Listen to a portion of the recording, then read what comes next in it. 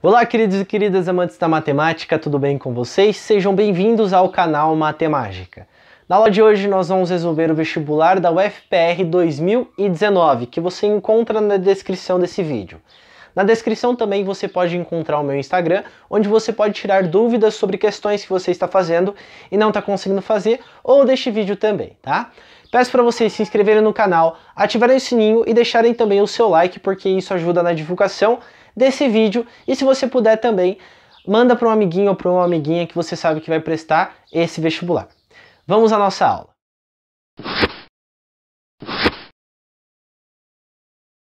Então vamos ao primeiro exercício, onde ele vai trabalhar com conjuntos numéricos devido às operações que nós vamos ter dentro desse exercício. O aplicativo de celular de um aeroporto apresenta o tempo que falta em minutos até a decolagem de cada voo. Às 13 horas e 37 minutos, Marcelo usou o aplicativo e descobriu que faltavam 217 minutos para a decolagem de seu voo. Supondo que não haja atrasos, a que horas o voo de Marcelo deverá decolar? Então é o seguinte, o que você precisa tomar cuidado é simplesmente com a ideia de transformar minutos para horas, né? Mas nós estamos acostumados a fazer isso durante o nosso dia. Então, esse daqui é o horário que ele olhou. Ele sabe que daqui 207 minutos vai acontecer o voo. Ou seja, eu preciso simplesmente somar mais 217. Mas o que a gente sabe? A gente sabe que uma hora é o equivalente a 60 minutos. Então, não vou simplesmente somar 217 aqui porque eu não vou concluir nada, certo? Eu vou ter mais trabalho. Então, a primeira coisa que eu vou fazer é pegar esse 217 minutos e ver quantas horas eu tenho aqui para poder somar as minhas 13 horas. O que sobrar, eu somo aqui na parte dos meus minutos, beleza? Como é que eu faço isso? Bom, eu sei que uma hora é o equivalente a 60 minutos. Então, para fazer o contrário, eu divido por 60. Quando eu fizer a divisão por 60 aqui, vamos ver, 60, 120, 180, 240. Passa, então é 3 aqui o máximo, né? Que dá o meu 180. Quando eu fizer a subtração aqui, até 200 tem 20, mais 17 eu tenho 37 minutos.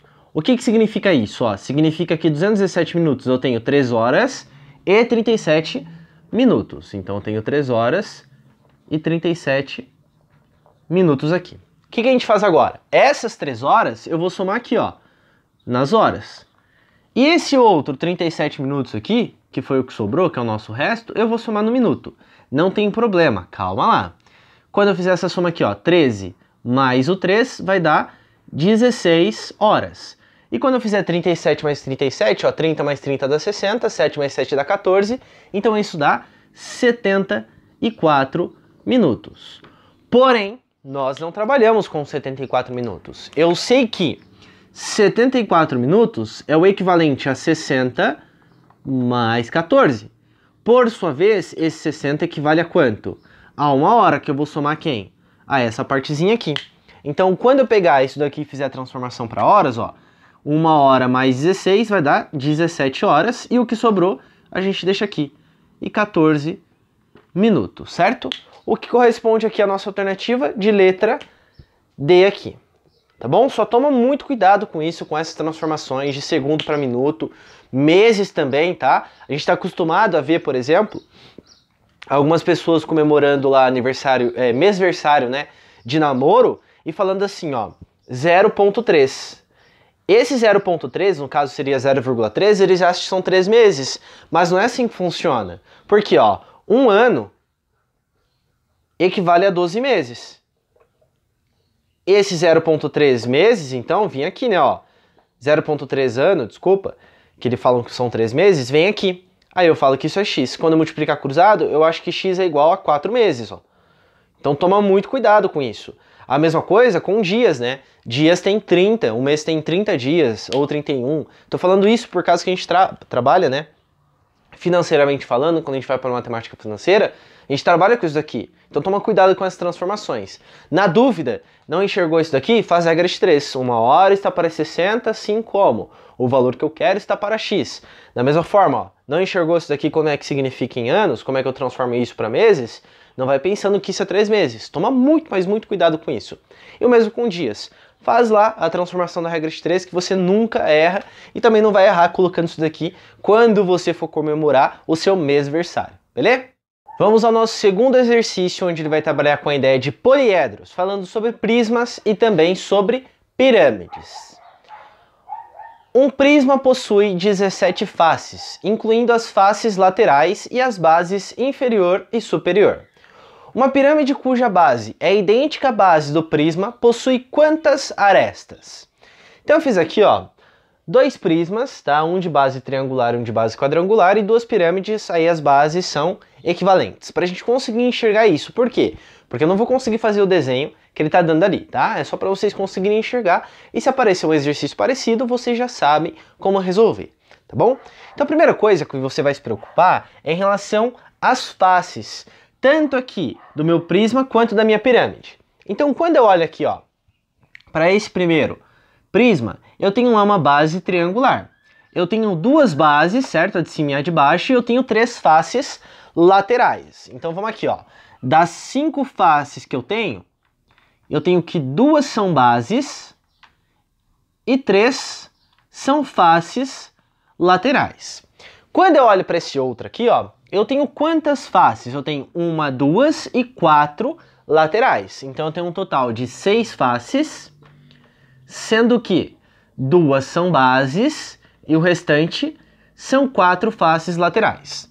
A primeira coisa que você precisa se preocupar é com a definição do que é o nosso prisma, certo? O prisma eu sempre vou ter o quê? Duas bases paralelas e congruentes entre si. E aqui é a mesma coisa, ó, duas bases paralelas e congruentes entre si. Então quando eu olho lá, ó, sempre da quantidade de faces que você tem em um prisma, eu vou garantir que 2 são bases. Então das 17 faces que ele deu daquele prisma, 2 são bases. O restante, que nesse caso vai ser 15, são faces laterais. A outra parte que você precisa se preocupar é em relação à quantidade de faces laterais com relação com as arestas da base. Veja aqui, ó. Se eu olho a quantidade de arestas que eu tenho nessa base, são 3. É a mesma quantidade de faces laterais que eu tenho. Da mesma forma, se eu pego aqui, ó, a quantidade de faces, perdão, de arestas da base aqui, são 4. Quantas faces laterais eu tenho? 4. Então o que você vai pensar, ó? A base desse prisma que ele está dando é uma base que possui quantas arestas? 15 arestas. Então, ó, a base possui 15 arestas, devido à quantidade de faces laterais. Por que isso é importante? Porque ele quer saber quantas arestas tem uma pirâmide de mesma base. A gente vai trabalhar com o seguinte, veja bem, olha só que interessante, ó. Quando eu olho para a quantidade de arestas que eu tenho aqui, certo? Ó, eu tenho 1, 2, 3, 4, 5, 6, 7, 8, 9 arestas. Eu vou falar que é 3 vezes 3 aqui, tá? Aqui quantos que eu tenho? Ó? 1, 2, 3, 4, 5, 6. Eu vou falar que é 2 vezes 3 aqui, ok? Vamos ver aqui, ó. Eu tenho 1, 2, 3, 4, 5, 6, 7, 8, 9, 10, 11, 12. Que eu vou falar, ó, que é 4 vezes 3. E aqui eu tenho quantas, ó? 1, 2, 3, 4, 5, 6, 7, 8. Que eu vou falar que é 4 vezes 2, ok? Aqui eu coloquei o contrário, deixa eu arrumar aqui. 3 vezes 2. Então veja só. Da onde que surgiu esse 3 e esse 3 aqui? É da quantidade de arestas que nós temos na nossa base, certo? Porque, ó, eu tenho 3, 3 e mais 3 laterais. Aqui eu só tenho o quê? 3 da base e mais 3 das faces laterais. Aqui da onde que surgiu esse 4? Da quantidade que eu tenho da minha base, porque eu tenho, ó, 4 aqui e 4 laterais. E da onde que surgiu esse 4? Da minha base, 4 aqui e da 4 das faces laterais. Mas por que daqui pra cá diminui 1? Porque quando eu falo da pirâmide, eu só tenho a minha base e o vértice. Eu não tenho duas bases paralelas. Então, se eu for pensar na quantidade aqui, ó, que eu tenho, quem é esse 15? O 15 é da base. Eu faria o quê? 15 vezes 3. Pensando em quem? No meu prisma, ó. Por que 15 vezes 3? Duas bases e as faces laterais. E a pirâmide, o que eu faço? Uma base e as faces laterais. Então, no lugar de multiplicar por 3, eu multiplico por quanto? Por 2, ó. Então, quantas arestas vai ter na minha pirâmide? 15, que é o quê? A quantidade de arestas da minha base, vezes 2, porque é uma base e as arestas laterais. E aí eu tenho um total de 30 arestas aqui. O que corresponde à nossa alternativa de letra C, tá bom? Na dúvida, faz o desenho que você consegue enxergar essa partezinha, ok?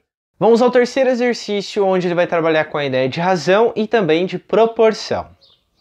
Na seguinte passagem do livro Alice no País das Maravilhas, a personagem Alice diminui de tamanho para entrar pela porta de uma casinha no País das Maravilhas. Chegou de repente a um lugar aberto, com uma casinha de cerca de 1,20 m de altura, e não se aventurou a chegar perto da casa antes de conseguir se reduzir a 22 centímetros de altura. Suponha que no mundo real e no País das Maravilhas, a proporção entre as alturas de Alice e da casa sejam as mesmas. Sabendo que a altura real de Alice é 1,30 m, qual seria a altura aproximada da casa no mundo real? Então, a primeira coisa que eu fiz foi o seguinte, ó. Quando nós falamos da ideia lá de um desenho, né, e do tamanho real, a gente está falando da ideia de escala. A escala é o tamanho do desenho, certo? O comprimento do desenho dividido pelo comprimento real. Isso que foi o que eu fiz, ó. Peguei a altura aqui no País de Alice, né? Que é o comprimento reduzido dela, que é como se fosse o desenho. Desenho que eu falo não é o desenho País das Maravilhas, tá bom? É desenho de uma planta baixa, tá bom? É isso que eu tô falando. Ou de um mapa e algo do tipo. Então, ó, a altura dela no País das Maravilhas e a altura real. A altura da casa no País das Maravilhas e a altura real. Essas informações, eles dizem que são proporcionais. Quando a gente fala na ideia de proporção, é quando eu tenho uma igualdade entre duas razões. Ou seja, eu tenho essa primeira razão, eu tenho a segunda razão, então eu posso falar que tudo isso é igual a isso daqui. 3 dessas informações ele me deu. A primeira delas é o seguinte, ó. A altura da casa no País das Maravilhas é 1,20 m de altura. Então isso daqui, ó, corresponde a 1,2 metros, o que é a mesma coisa que, moto barulhenta, por favor, o que é a mesma coisa que 120 centímetros, tá? A gente já vai entender por que eu estou transformando em centímetros. A altura dela no País das Maravilhas corresponde a 22 centímetros, então isso daqui, ó, é 22 centímetros. Por que eu transformei já? Para trabalhar com a mesma unidade, tá bom? E a altura real dela é 1,30 m, que nesse caso é o equivalente a 130 centímetros. Quem que eu não tenho? Isso daqui, que é o que ele está pedindo. Então, se eu substituir esses valores mantendo ali a nossa proporção, vai ficar, ó, 22 sobre 130, que é igual ao valor de 120 sobre x. Multiplica cruzado e acha o valor do x. Então vai ficar, ó, 22 vezes x, que é igual a 130 vezes o valor de 120. Vai ficar 22x, vamos ver quanto é que dá esse negócio aqui, ó. Pega lá 13 vezes 12. Se fosse 12 vezes 12, dá 144. 13 vezes 12, eu vou aumentar mais 12, então dá 156 e adiciono os 2 zeros aqui. Certo?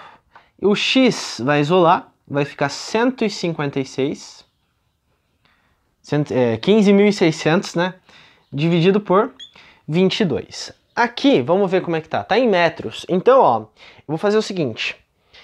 Eu vou reescrever dessa forma, ó, 156 vezes 100 dividido por 22. Por quê? Porque essa altura que eu encontrar vai estar em centímetros. Como eu preciso transformar em metro, eu já vou deixar isso aqui, porque é só simplificar depois, tá bom? Vamos fazer aqui, ó, 156 dividido por 22. Qual que vai ser o mais próximo aqui, ó? Se eu pego 2, 44, 66, 88, 5, 6, acho que é 6 é o mais próximo, né? Vamos ver, ó. 22 vezes 6. Aqui vai dar 120, mais 12, vai dar 132. Será que dá para somar mais 22 aqui? Aqui vai ficar 4, 5, 154. Então, aqui eu fiz vezes 6, então vai ficar vezes 7 aqui, ó. 7 é o mais próximo. Aí vai dar uns quebrados, né? Então vai ficar 7 e alguma coisa, que não me importa aqui, vezes 100. Isso em centímetros. O que eu faço para fazer a proporção para voltar para metros? Bom, se eu sei que 1 metro tem 100 centímetros, eu divido por 100 para voltar nos centímetros. Quando eu dividir por 100 aqui, ó, isso vai dar aproximadamente 7 metros aqui, tá? Esse 156 dividido por 22 foi esse 7 aqui. Eu só não continuei porque as respostas estão todas aproximadas ali, o que corresponde à alternativa de letra D. Este quarto exercício aqui ele vai trabalhar com a ideia de área de triângulo e também uma equação trigonométrica. Vamos à leitura dele. Um triângulo possui lados de comprimento 2 cm e 6 cm e área de 6 cm². Qual a medida do terceiro lado deste triângulo? Então você pode utilizar duas equações aqui. A primeira equação é a fórmula trigonométrica de áreas, tá? E eu sei que eu estou trabalhando com área porque ele me deu a área do triângulo. A outra equação é a fórmula do Heron, que eu não recomendo você trabalhar, a não ser que você tenha os três lados, tá? Nesse caso aqui, para achar o terceiro lado, vai dar muito trabalho para determinar. Utiliza a lei dos senos ou utiliza a lei dos cossenos, porque é mais fácil de trabalhar até do que a fórmula do Heron, tudo bem? Então nesse caso específico, ó, eu sei de uma fórmula que a gente fala que é a fórmula trigonométrica para achar a área de um triângulo, que é o seguinte. Se eu sei dois desses lados aqui, ó, vou chamar o lado A e o lado B, e eu sei o ângulo entre esses dois lados aqui, a área deste triângulo ele vai ser dado pelo seguinte, ó, é o produto entre os lados vezes o produto do seno deste ângulo entre esses dois lados dividido por quanto? Por 2, tá? Então o produto entre os dois lados vezes o seno deste ângulo dividido por 2, eu consigo a área deste triângulo. Ele me deu o valor desses dois lados e ele me deu o valor aqui, ó, desse cara, tá? O que eu vou fazer? Eu vou substituir aqui para determinar quem que é o seno desse ângulo alfa e depois a gente vê o que acontece, ok? Então vamos lá, ó. Os lados valem 2 e 6 centímetros e a área vale 6. Então vamos substituir aqui, ó. A área vale 6, o primeiro lado vale 2, o segundo vale 2, vezes o seno aqui do meu ângulo alfa, tudo isso dividido por 2. Maravilha. Se eu olho aqui, ó, consigo simplificar esse 2 com esse 2, vai ficar 1. Esse 6 está multiplicando, eu vou passar dividindo. Então aqui vai ficar, ó, 6 dividido por 6, que é igual ao valor do meu seno de alfa aqui. Quando eu fizer 6 dividido por 6, dá 1. Ou seja, o seno do ângulo alfa ele é igual a 1. Aí o que você vai pensar? Qual é o valor do ângulo que eu coloco ali de tal forma que dá 1? É o valor do seno de 90. Por que eu sei que é o valor do seno de 90 e não aqueles arcos côngruos que nós estamos trabalhando lá? No caso seria 90 mais 360, mais 12 vezes 360 e assim por diante. Porque isso é um triângulo. Ele no máximo vai atingir uma segunda volta ali, né? Poderia ser 179, 178, e no máximo isso. Mas eu não vou trabalhar com ele, por quê? Porque eu sei que é na primeira volta, então esse ângulo alfa aqui é o valor de 90. Por quê? Porque quando eu faço o seno de 90 graus, dá 1. Se eu sei que é o ângulo de 90, vai facilitar muito pra gente. Por quê? Ele quer determinar qual que é o seu terceiro lado. Como eu achei que esse ângulo é de 90, quer dizer que esse triângulo que nós estávamos trabalhando é um triângulo retângulo, onde aqui vale 2 centímetros no caso, e aqui vale 6, que foram os lados que ele tinha dado lá para nós, ó. Se eu sei que aqui vale 2 e aqui vale 6 e eu quero determinar o terceiro lado, que eu vou chamar aqui, ó, de lado C, eu aplico o quê? Teorema de Pitágoras. Teorema de Pitágoras, hipotenusa ao quadrado é igual à soma dos meus catetos ao quadrado, ó. Certo? Maravilha. C ao quadrado então vai ficar igual a quanto? Ó? 4 mais 36. Quando eu fizer essa soma dá 40. Então C ao quadrado é igual a 40. Consequentemente, C é o equivalente à raiz quadrada de 40. Vai fatorar? Óbvio que não. Seja malandro, ó, olha só. Eu posso escrever isso aqui como sendo raiz quadrada de 4 vezes raiz quadrada de 10. Por quê? Porque isso aqui eu sei quanto que vale. Vale 2. Então vai ficar 2 vezes raiz quadrada de 10. Quanto? Centímetros. Aí acabou o nosso exercício. Então isso aqui corresponde à alternativa de letra B aqui, ok? O nosso quinto exercício ele vai trabalhar com a ideia de medidas de tendência central. Moda, média e mediana lá da estatística. Vamos à leitura. Em um grupo de 6 pessoas, a média das idades é 17 anos. A mediana é 16 anos e meio. E a moda é 16 anos. Se uma pessoa de 24 anos se juntar ao grupo, a média e a mediana das idades do grupo passarão a ser, respectivamente, aí nós precisamos encontrar as nossas alternativas. Como ele diz que tem 6 pessoas, eu coloquei aqui ó, as idades representadas de x1 até o nosso x6, porque eu não sei quanto que vale cada uma delas. Quando eu falo aqui ó, que a média é igual a 17 anos e a mediana é igual a 16 anos e meio, o que vai acontecer? Vai entrar uma pessoa a esse grupo que tem 24 anos. Eu não sei se ela é mais velha, se ela é mais nova, não me importa isso nesse caso, tá? Vamos pensar primeiro na média. Como que a gente faz a média? Ó, a média eu calculo da seguinte maneira. Eu pego a idade de todo mundo, x1 mais o meu x2, mais o meu x3, mais o meu x4, mais x5, mais o meu x6 e divido pela quantidade de elementos que eu tenho, que nesse caso é igual a 6. Se a gente falar de média aritmética simples, lembra que média aritmética ponderada, eu preciso levar a minha frequência, seja absoluta ou relativa, em consideração também, tá? O que ele diz para nós? Que essa média é igual a 17 anos. Então vamos substituir aqui e vamos guardar essa informação. Então ó, vou colocar a notação assim, ó, de x1 até x6, tá? Para não precisar ficar escrevendo tudo, dividido por 6. O que aconteceu? Foi adicionado uma nova pessoa que tem 24 anos. Então, quando eu for calcular essa média, eu precisaria fazer assim, ó. A média nova seria do x1 até o meu x6, mais essa pessoa que entrou, que é o meu, que ela possui, né, 24 anos. Dividido por quanto? Por 6? Não, eu tinha 6, adiciono 1, eu vou dividir por 7. Ele quer saber quanto que é essa nova média. Para saber quanto que é essa nova média, ou eu teria que saber quais são os valores do x1 até o x6, ou eu posso saber quanto que é todo esse conjunto. E eu consigo determinar isso. Por quê? Olha só para que a gente montou aqui, ó. Eu posso pegar esse 6 e passar multiplicando. Quando eu passar ele multiplicando, eu vou determinar qual que é essa soma. Ao determinar quanto que é essa soma, eu volto, substituo aqui e encontro a nova média. Essa é a primeira parte que nós vamos fazer, depois a gente olha para a mediana, tá bom? Então vamos aqui, ó, vai ficar 17 vezes 6, que é igual a soma do x1 até o meu x6. Perfeito. Quando eu fizer 17 vezes 6, ó, 17 vezes 10 dá 60, 6 vezes 10 dá 60, 7 vezes 6 dá 42, 60 mais 42 dá 102. Então 102 é igual à soma das idades das 6 pessoas que estavam lá. Como eu sei que do x1 até o x6 somado dá 102, então eu venho aqui e substituo agora. Vai ficar quanto? 102 aqui. Maravilha. Então essa nova média vai dar o quê? Ó? Xn, que é igual a 102 mais o meu 24, dividido por 7.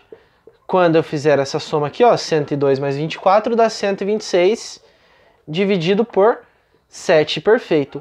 Quando eu fizer essa divisão, eu vou encontrar aqui, ó, 18 anos. Ok?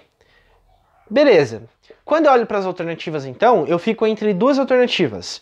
A alternativa B, que fala que a média é 18 anos e a mediana é 17, e a alternativa C, que fala que a média é 18 anos e a mediana é 17 anos e meio. Você pode desconsiderar da seguinte maneira, ó. Vamos lembrar, vou pagar aqui essa ideia da média que a gente já utilizou. Vamos lembrar o que é a minha mediana. A mediana é o termo central ocupados lá em uma amostra, nesse caso isso aqui é uma população, até porque a gente está trabalhando com 6 elementos, de tal forma que ele ocupa o quê? A posição central, certo? Repetir isso 2 vezes, mas não tem problema. Então, quando eu olho para isso aqui, ó, eles têm que estar organizados primeiro em hall, que é a ordem crescente e a ordem decrescente.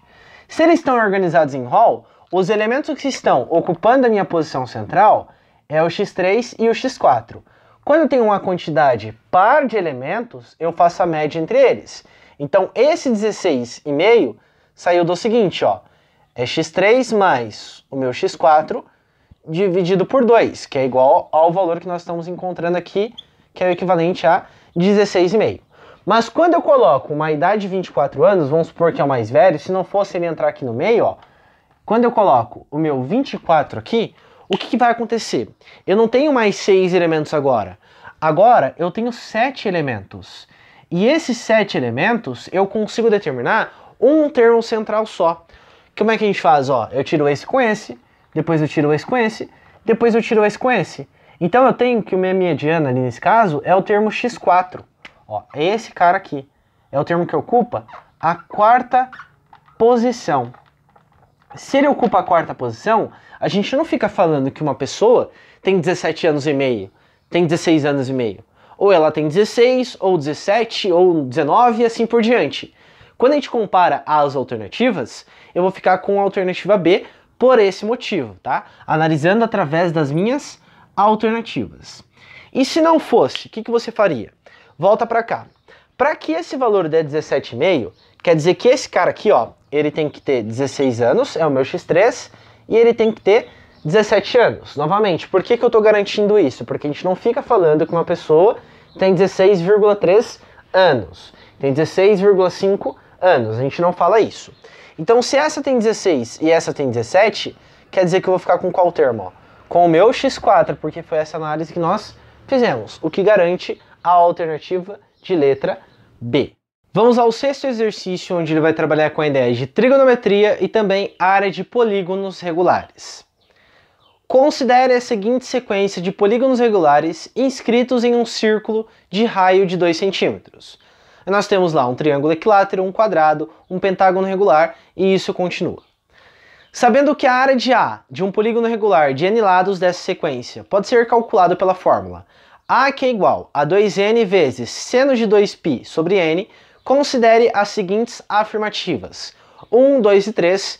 Aí ele fala, assinale a alternativa correta, onde nós precisamos analisar qual é verdadeira ou não ali. Então vamos alternativa por alternativa. Afirmativa por afirmativa, desculpe. Afirmativa 1. As áreas do triângulo equilátero e do quadrado nessa sequência são, respectivamente, 3 raiz quadrada de 3 centímetros quadrados e 8 centímetros quadrados. Vamos analisar isso então da seguinte maneira, ó. Analisando aqui a 1. Quando eu falo no triângulo equilátero, é um triângulo que possui o quê? 3 lados, certo? De tal forma que esses lados são congruentes entre si. Então, se o meu n é igual a 3, eu vou substituir aqui. Então, a área aqui do triângulo equilátero vai ser dado por 2 vezes 3 vezes seno de 2π sobre 3, certo? Quando eu fizer isso aqui, vai ficar o seguinte, ó. 6 vezes seno de 2π sobre 3. Aí você pensa, pô, vou ter que ficar fazendo transformação toda hora? Vou ter que ficar fazendo isso toda hora? Não, não precisa, tá? Você vai decorar o seguinte, ó. Para ficar mais fácil para você transformar isso em graus. Porque a gente fala em redução ao primeiro quadrante, a gente acaba transformando em graus, né? Para ficar mais fácil. Decora esses três valores, tá? Ó, o do 30, o do 45 e do 60 em radianos. Porque aí depois vocês vão ver que é proporcional. Então 30 é π sobre 6 radianos. O 45 é π sobre 4 radianos. E o 60 é π sobre 3 radianos. Quando eu olho para isso daqui, ó, tá vendo que tá aparecendo um π sobre 3? Então isso daqui é 60, certo? Decorando. 2 vezes 60 dá quanto?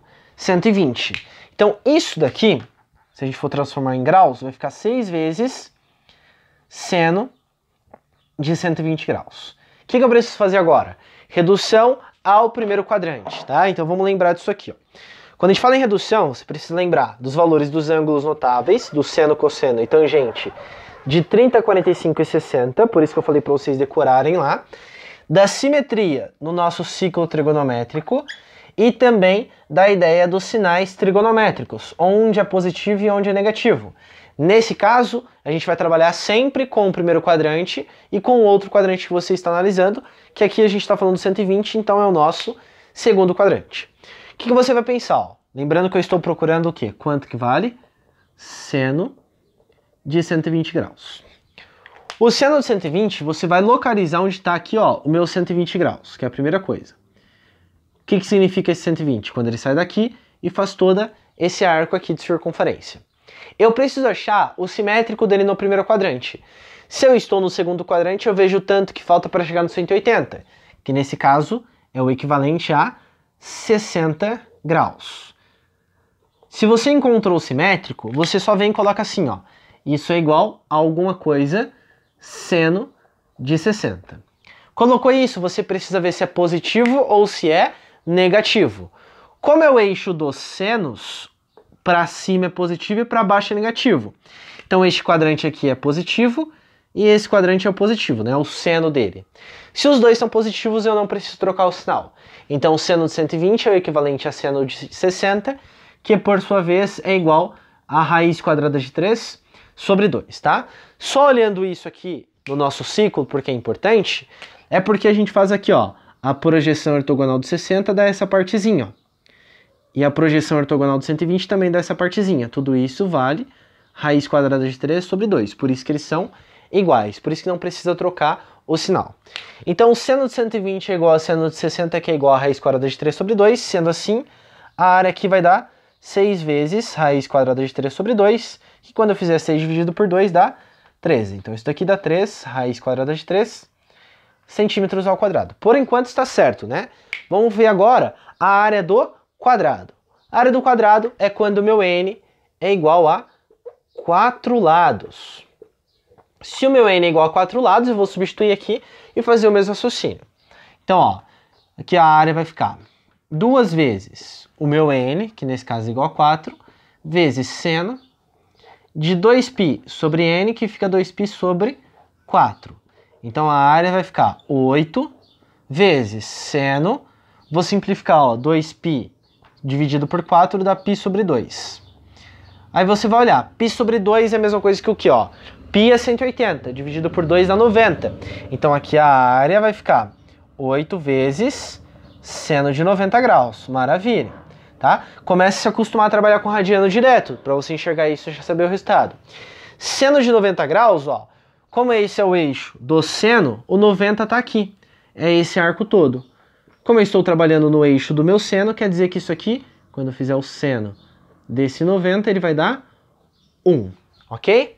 Então tudo isso dá 1, então vai ficar 8 vezes 1, que dá 8 centímetros ao quadrado. Então essa primeira afirmativa aqui, ela é o quê? Ela é verdadeira, ok? Vamos apagar aqui, já vai lendo a segunda aí, para a gente conseguir fazer. Se você quiser olhar uma aula de redução ao primeiro quadrante, dá uma olhadinha aqui no ao vivo, tá? Vai nas playlists lá, tem ao vivo. É a terceira ou quarta aula, não me recordo muito bem, que está falando disso daí, tá bom? Vou tentar deixar aqui no card também para vocês clicarem direto. A2, ó. Um polígono regular de 12 lados obtidos nessa sequência terá área de 12 centímetros quadrados. Vamos ver aqui, ó. Então o polígono tem 12 lados, ou seja, o meu n é igual a 12. Se o meu n é igual a 12, eu vou substituir na área que ele deu lá, ó. Então a área vai ficar 2 vezes o meu 12 vezes o seno de 2π sobre 12. Aí aqui, ó, 2 vezes o meu 12 vai dar 24, vezes o seno de 2π sobre 12. Posso simplificar, dá π sobre 6, certo? Então vai ficar, ó, seno de π sobre 6. O que eu falei para vocês? Lembra aqui, ó, decora pelo menos esses três, ó. Π sobre 6 radianos é o equivalente a 30 graus. Então aqui, ó, vai ficar 24 vezes seno de 30 graus. Seno de 30 graus, se você olhar para os ângulos notáveis, é aquele 1, 2, 3, 3, 2, 1, 1 sobre 2, 1 na raiz, ele é equivalente a 1 sobre 2. Então vai ficar 24, 1 sobre 2. 24 dividido por 2 dá 12, então fica 12 centímetros ao quadrado. 12 centímetros ao quadrado é o valor que ele está dando, portanto a 2 também é verdadeiro.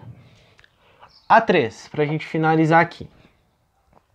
Vamos olhar as alternativas primeiro, né, para ver se não dá para encontrar. Ó, esqueci de fazer essa análise. Como a gente encontrou que a 1 é verdadeira, só saía a alternativa D embora. Como a gente encontrou que a 2 é verdadeira, então sai a A e sai a C. A gente fica entre a B e a E, né? Geralmente quando é 3 alternativas, eu tenho que fazer análise de todas, não tem como. É diferente do vestibular da UEL, né? Que ele dá 4, aí eu faço 2 ou 3 e eu já encontro a resposta. Enfim. À medida que N aumenta, o valor de A se aproxima de 4π centímetros quadrados.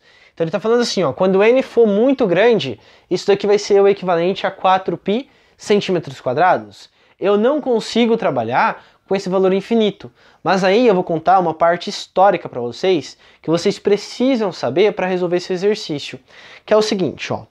No começo, ninguém sabia encontrar o valor do comprimento da circunferência. No começo que eu digo, na antiguidade, tá? Então vou colocar aqui, ó, uma circunferência. O que que eles faziam? Eles faziam o seguinte, eles pegavam lá um triângulo equilátero, um quadrado, depois um pentágono regular, depois um hexágono regular e assim por diante, e ia colocando, ó.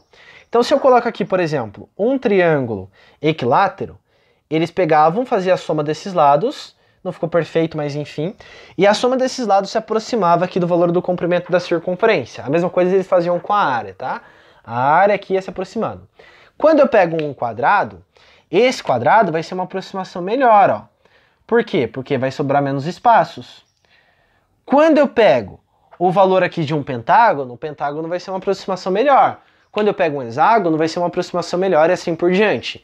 Eles já chegaram a trabalhar com um número de dados de 2 elevado a 64. Você tem noção que é isso? 2 elevado a 64? 2 elevado a 48, se eu dobrar uma folha sulfite, é a distância daqui até a Lua. É difícil a gente pensar isso, é porque a gente não tem o pensamento exponencial. Mas pensa lá que 2 elevado a décima é 1024, 2 elevado a 11 é 2048, e assim por diante, 2 elevado a 12 é 4096, e isso vai aumentando exponencialmente. Então, eu trabalhar com 2 elevado a 64 era que cada pedacinho aqui, ó, ela ia se aproximando, ó. Ela ia se aproximando, e assim por diante. Então, o que que ele disse? Quando ele se aproxima lá de 4π centímetros quadrados, o que está acontecendo? Se eu pegar muito pequenininho aqui, ó, essa aproximação vai ser a própria aproximação do quem? Da área do nosso círculo ali. Como é que eu faço a área de círculo? A área do círculo é dada por 4π não, só π vezes r ao quadrado. Já estava dando a resposta lá, ó. Então é π vezes o valor do r ao quadrado. Quanto que vale esse raio mesmo? Ele disse que vale quanto? 2. Então eu venho aqui, ó, vai ficar π vezes 2 ao quadrado, que por sua vez dá 4π centímetros ao quadrado, ok? Sendo assim, a 3 também é verdadeira, e se a 3 é verdadeira, a gente fica com a alternativa de letra E ali, porque a 1, 2 e 3 são afirmativas corretas. Vamos ao nosso 7º exercício, onde ele vai trabalhar com a ideia de função logarítmica e também a ideia de função afim, ou se você preferir, da geometria analítica lá, a equação da reta. Considere o gráfico da função f de x, que é igual a log de x na base 2, e a reta r que passa pelos pontos A e B, como indicado na figura ao lado. Sendo K a abscissa do ponto em que a reta intersecta o eixo AX, qual é o valor do K? Então, ó, ele quer saber, certo? A pergunta principal é determinar esse valor do K aqui. Para determinar o valor do K, eu preciso saber qual é a equação dessa reta, tá? Como é que a gente faz isso? Bom, a equação dessa reta, a gente vai falar que é y, que é igual a x mais b. Igual eu disse, se você preferir encarar ela como sendo uma função, não tem problema nenhum, porque vai ser a mesma ideia. Para determinar o valor do K, a gente vai pensar na coordenada desse ponto. Como ele está interceptando aqui, ó, a gente fala que a raiz é onde o K, eu tenho o valor do x e o meu y vale 0. Então, se eu colocar o meu y igual a 0 aqui e determinar o valor do x, vai ser o valor do K correspondente. Mas, para isso, eu preciso determinar quem é o meu Azinho e quem é o meu Bzinho. Para determinar esse A e esse B, a gente precisa fazer o seguinte. Eu preciso determinar as coordenadas do ponto A aqui e do ponto B, tá? Não tem nada a ver com esse Azinho e esse Bzinho. Aqui é A maiúsculo e aqui é B maiúsculo, que representa um ponto. Esse ponto A, ele tem aqui, ó, o x valendo 2 e o y eu não sei. A mesma coisa acontece com o meu ponto B, ó. Ele tem 25 centésimos, mas o y eu não sei qual que é o valor dele para poder substituir e achar. Como que nós vamos determinar o valor desses y correspondente? Utilizando a função log. Essa função que ele deu aqui, ó, é uma função f de x, que é igual a log de x na base 2. Então, ó, log de x na base 2. Se eu tenho isso daqui, o que que acontece? Ó, veja bem, quando eu pego o meu x valendo 2, eu vou encontrar o valor correspondente do y. Então aqui, ó, f de 2 vai ser log de 2 na base 2. A gente tem uma consequência imediata da definição de logaritmo, em que eu tenho logaritmando ou antilogaritmo na mesma base, a gente chama isso daqui que vai dar, né, 1. Então, o que quer dizer? Quando o meu x ele vale 2, esse y aqui, ó, que eu fiz tudo torto, vamos dar uma arrumada, ele vale quanto? Ele vale 1 aqui, ó. Aí eu tenho a coordenada do ponto A. Aqui vale 1, então eu tenho a coordenada do ponto A, que é o quê? Ó, é 2 e 1. Aí eu vou poder utilizar na equação da reta. Da outra forma, eu tenho aqui, ó, 25 centésimos. 25 centésimos, se eu simplificar, é a mesma coisa que 1/4, tá? É mais fácil trabalhar dessa maneira aqui. Então vamos lá, ó, substituindo aqui f de 1/4 para determinar o outro valor aqui do y correspondente à coordenada, à ordenada do ponto B. Vai ficar, ó, log de 1/4 na base 2. Então f de 1/4, ó, esse 1/4 eu posso escrever como sendo, vou escrever aqui, ó, num rascunhozinho, ó, eu posso escrever como sendo 1 sobre 2 ao quadrado, tá? Porque 2 ao quadrado dá 4, que volta num quarto. E, por sua vez, eu posso inverter isso da seguinte maneira, ó. Eu mantenho a base e troco o sinal do meu expoente. Então, 1/4 é a mesma coisa que 2 elevado a menos 2, utilizando as propriedades de potenciação. Então, aqui vai ficar, ó, log de 2 elevado a menos 2 na base 2. Eu tenho uma propriedade em que eu posso tombar o expoente do meu logaritmando aqui. Então, o f de 1/4 vai ficar, ó, menos 2 vezes log de 2 na base 2. E f de 1/4 aqui, a mesma coisa, ó. Quanto é que vale log de 2 na base 2? Vale 1, então só fica o meu menos 2. Então, esse cara correspondente aqui, ó, ele vale menos 2. Por sua vez, a coordenada desse ponto é 1/4 e menos 2, beleza? Se você quiser olhar aqui, novamente, vai nas aulas ao vivo, tem aula ao vivo sobre logaritmo, você vai poder utilizar exercícios aqui, que eu utilizei essas propriedades e lá eu fiz com mais calma, tá bom? O que nós sabemos agora? Ó? Eu vou substituir os pontos para poder determinar o valor do A e o valor do B para depois achar o valor do meu K. Então, o primeiro ponto que eu vou substituir, ó, o x vale 2 e o y vale 1. Então, aqui vai ficar, ó, 1 que é igual a A vezes 2 mais o meu B. Só arrumando isso daqui vai ficar, ó, 1, 2A mais B aqui. E guarda essa equação no seu coração. Da outra forma aqui, ó, eu sei que o ponto é x 1/4 e y valendo menos 2. Então, quando eu substituir, vai ficar, ó, y 1/4 aqui, ó, vezes o meu A mais o meu B, tá? Já estou colocando direto aqui. E essa é a nossa segunda equação que nós temos quando a gente substitui ali os nossos pontos. O que a gente faz agora? Eu vou resolver um sistema. O sistema é o seguinte, ó. Quais equações que eu tenho? A primeira equação é 1, que é igual a 2A mais B. E a segunda equação é essa daqui. Menos 2, que é igual a 1/4 de A mais o meu B. Maravilha. Se eu tenho isso, eu vou resolver esse sistema zerando a letra B primeiro, tá? Então, o que eu vou fazer? Ó? Eu vou multiplicar essa equação de baixo por menos 1. Por que eu vou multiplicar por menos 1? Porque vai aparecer o menos B aqui, quando eu somar vai anular. Então a primeira equação fica normal, ó. 1 que é igual a 2A mais o meu B. E a segunda equação todo mundo troca o sinal. Então aqui vai ficar 2, aqui vai ficar menos 1/4 de A e aqui vai ficar menos B. Agora eu somo essas partes, ó. 1 mais 2 vai dar 3. Então aqui vai ficar 3, que é igual. Isso daqui eu vou manter para a gente tirar o mínimo múltiplo comum, para eu não fazer de cabeça aqui, tá bom? Então eu mantive, ó, 2A menos 1/4 A, mais B menos B, vai anular, e era o que eu queria mesmo. Vamos organizar isso daqui, porque agora eu consigo determinar o valor do A. Depois que eu determinar o valor do A, eu volto aqui e determino o valor do B, e aí eu volto para minha equação para determinar o valor do meu K. Então vamos aqui, ó. Quando eu vir para cá, pego o 3, que é igual a 2A menos 1/4 de A. Tira o mínimo múltiplo comum aqui, ó.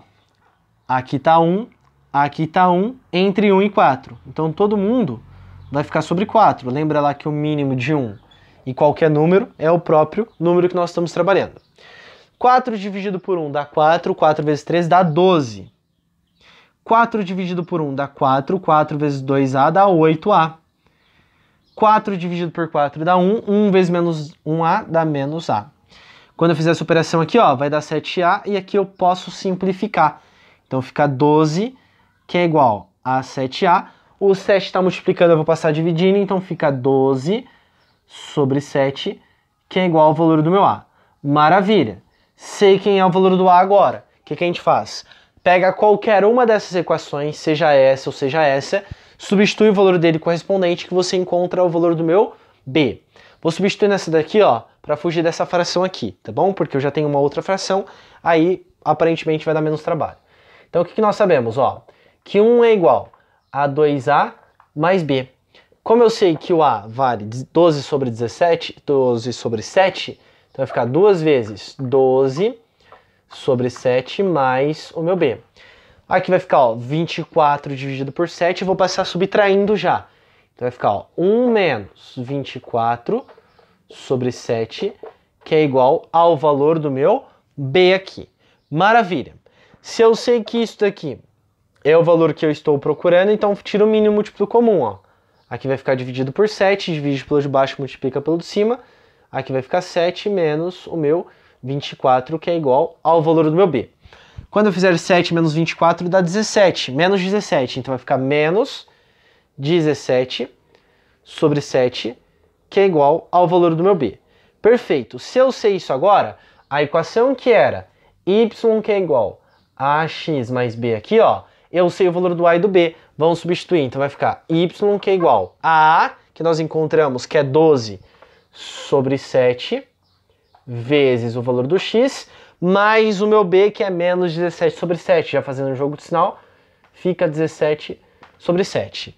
Lembrando que a gente quer encontrar quem? O valor do K. Quando eu tenho o valor do K aqui, ó, ele está substituindo o valor do meu x. E esse aqui é o valor correspondente do meu y, porque está sobre o eixo aqui das nossas abscissas, tá? Então, quando eu substituir, aqui vai ficar 0, e aqui vai ficar 12 sobre 7 vezes o K, que é quem nós estamos procurando, menos 17 sobre 7. Esse menos 17 sobre 7 eu vou jogar para lá. Então vai ficar, ó, mais 17 sobre 7, que é igual a 12 sobre 7, vezes o valor do meu K. 7 com 7, vou aqui simplificar. O 12 está multiplicando, vou passar dividindo. Então 17 sobre 12 é o valor aqui do meu K, tá? Não é assim, conta muito difícil, né? Até porque o log a gente não precisou utilizar muitas propriedades. Se você não lembrasse dessa propriedade, era só aplicar a definição aqui que dava tudo certo. E se você não lembrasse dessa consequência também, só aplica a definição que você consegue realizar, tá? O restante aqui é a parte de matemática básica, né? Entender o que significa uma equação ou uma função, tá bom? É trabalhosa? Sim, porque tem muita conta, né? Só colocando aqui. Então, o K é a alternativa A, que é o valor que corresponde a 17 sobre 12. Só toma muito cuidado com essas continhas porque é bastante, ok? Vamos ao oitavo exercício, onde ele vai trabalhar com a ideia de função exponencial. A análise de uma aplicação financeira ao longo do tempo mostrou que a expressão V de t fornece uma boa aproximação para o valor de V em reais em função do tempo t em anos, desde o início da aplicação. Depois de quantos anos o valor inicialmente investido dobrará? Então a única coisa que a gente vai ter que trabalhar é com essa função que está aqui, tá? O valor investido é o valor inicial. Quando você olha para uma função dessa forma aqui, que eu não tenho nenhum valor somando fora, o valor inicial sempre é essa constante que está multiplicando aqui a minha base, que está sendo elevado a essa variável. Ficou na dúvida, você vai pensar, bom, valor inicial é quando? É quando meu t é igual a zero, porque começou agora. Se você pensar então, ó, neste valor inicial, por que eu vou trabalhar com esse valor inicial? Porque ele está pedindo o tempo de tal forma que vai dobrar isso, né? Quando a gente falar aqui, ó, valor inicial é quando o meu t é igual a zero. Então, ficou na dúvida, substituindo a função, ó, não tem problema nenhum. Vai ficar 1000 vezes 2 elevado a 0,625 vezes 0. Quando eu fizer isso daqui vezes 0, dá 0. Então fica 2 elevado a 0. Então, ó, V de 0 é igual a 1000 vezes 2 elevado a 0. Todo número elevado a 0, exceto 0, vale quanto? Vale 1. Então aqui vai ficar 1000 vezes 1, ou seja, V de 0 é igual a 1000, que é o valor inicial que nós estamos procurando aqui. Ok?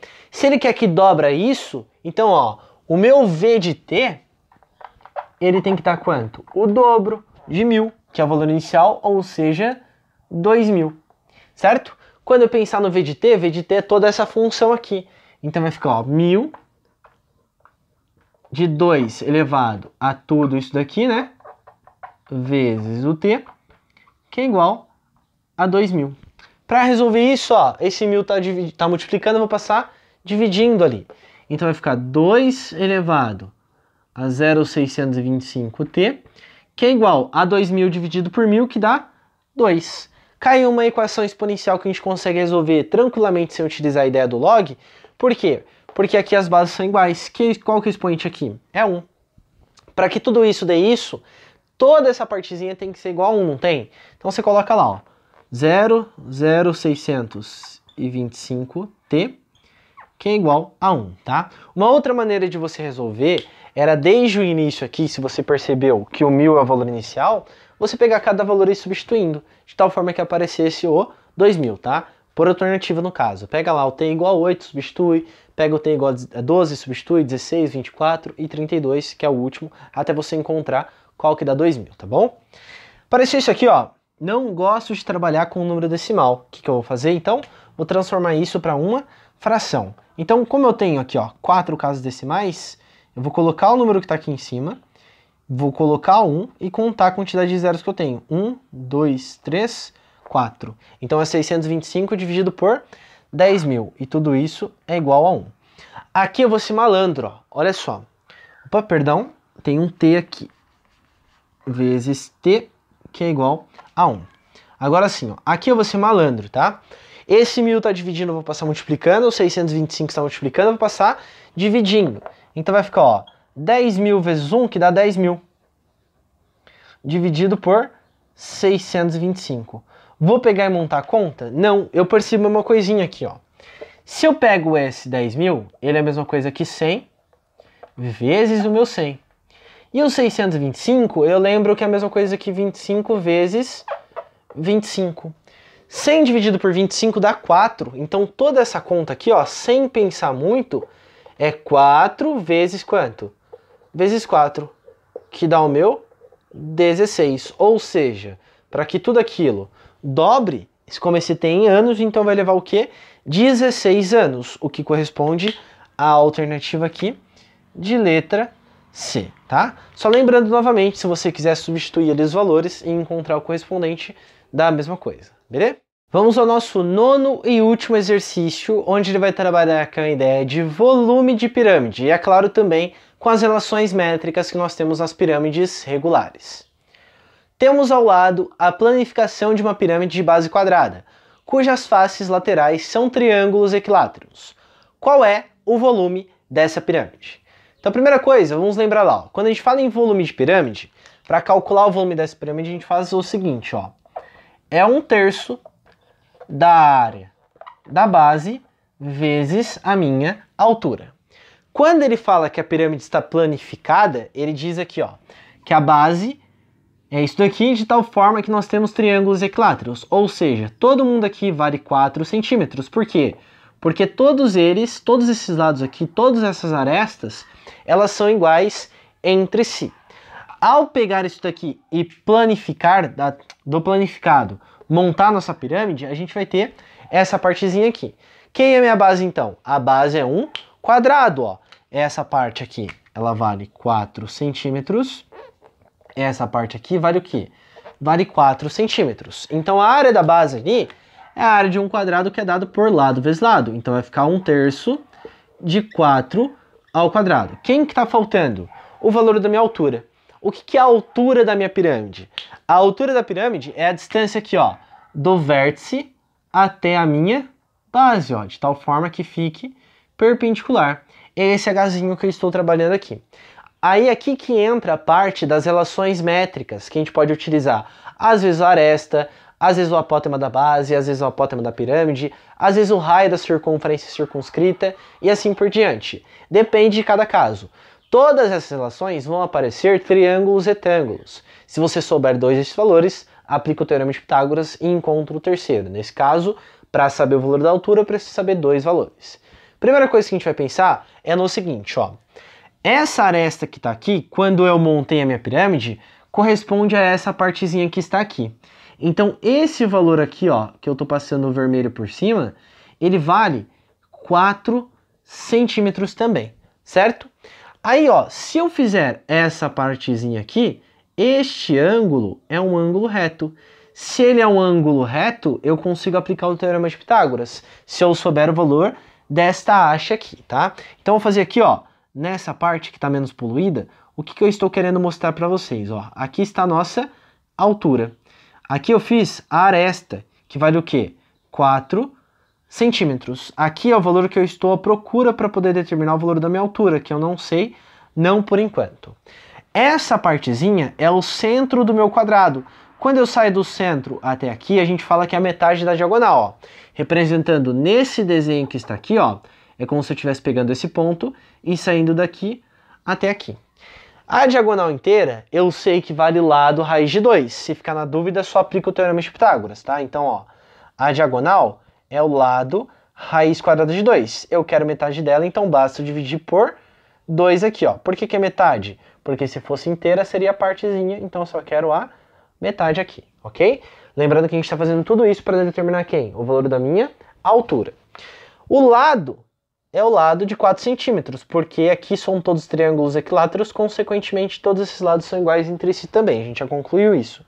Então, ó, a diagonal sobre 2 vai ficar 4 raiz quadrada de 2 sobre 2, vou poder dividir aqui, ó, vai ficar 2, então a diagonal sobre 2, que aqui a gente está procurando, é igual a 2 raiz quadrada de 2 centímetros. Isso corresponde ao raio da circunferência circunscrita, tá? É como se tivesse uma circunferência aqui, ó, por fora, quando a gente estuda lá a ideia dos nossos pirâmides regulares. Então, esse pedacinho aqui só vale 2 raiz quadrada de 2. Maravilha! Se vale 2 raiz quadrada de 2, eu vou pegar e aplicar agora o Teorema de Pitágoras, ó, nesse triângulozinho. Aqui está um ângulo de 90, então isso é minha hipotenusa, isso é cateto e isso é cateto. Perfeito. Então, aplicando aqui, ó, 4 ao quadrado é igual à altura, que é um dos catetos, mais 2 raiz quadrada de 2 ao quadrado. 4 ao quadrado dá 16, então vai ficar 16, que é igual a h ao quadrado, mais 2 raiz quadrada de 2 ao quadrado. Aí a gente faz 2 raiz de 2 vezes 2 raiz de 2. 2 vezes 2 dá 4, raiz quadrada de 2 vezes quadrada de 2 dá 2, e 4 vezes 2 dá 8. Então isso aqui é equivalente a 8. Esse vem para cá, ó. Então vai ficar 16 menos o 8, que é igual à altura ao quadrado. Quando eu fizer essa operação dá 8, que é igual à altura ao quadrado. Tira a raiz quadrada de 8, se você não souber o que tu faz, fatora o número, tá? Vem aqui, ó, dá uma fatorada, ó. Vou dividir por 2, por 2, por 2, vai ficar 1. Aqui vai dar 2 raiz quadrada de 2. A cada parzinho sai da raiz, quem não tiver continua na raiz. Então aqui, ó, 2 raiz de 2 é igual ao valor da minha altura. Se eu sei que 2 raiz de 2 é o valor da altura, era o que estava faltando para determinar aqui o nosso volume, ó. Então vamos lá, 2 raiz quadrada de 2. Quando eu fizer essas contas, ó, 4 ao quadrado dá 16, certo? Vezes 2 dá 32, então vai ficar 32 raiz quadrada de 2 dividido por 3 centímetros cúbicos, certo? Se nós formos procurar aqui a nossa alternativa, é a alternativa correspondente à alternativa de letra D. Ele só deixou a raiz de 2 na frente, mas é o equivalente, né? Porque ele vai dividir por 1, faz a multiplicação de fração e você consegue chegar nisso daqui. Pessoas, muito obrigado por assistir esse vídeo, espero que eu possa ter ajudado vocês. Novamente, na descrição do vídeo você encontra essa lista usada, tá? Se você quiser tiver acesso a todas as listas que nós utilizamos, vai lá no Instagram, tem um link lá, tá tudo organizado, você pode conferir. Muito obrigado, boa aula para vocês, bons estudos e tchau, tchau!